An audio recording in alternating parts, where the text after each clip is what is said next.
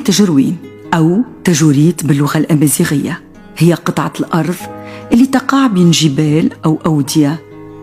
ويعود هذا الموقع المدينة اللي موجودة في منخفض تحيط به عدد من الجبال مثل عنق السماء والكدا والقابل وكيف الطير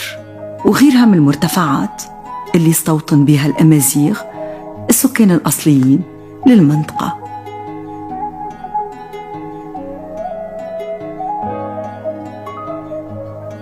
تجروين تحوي العديد من العيون أبرزها عين سيدي عمر وعين لبيار وعين عبد القادر. تجروين كانت قرية تضم 350 أسرة فقط، ولكنها منطقة استهوت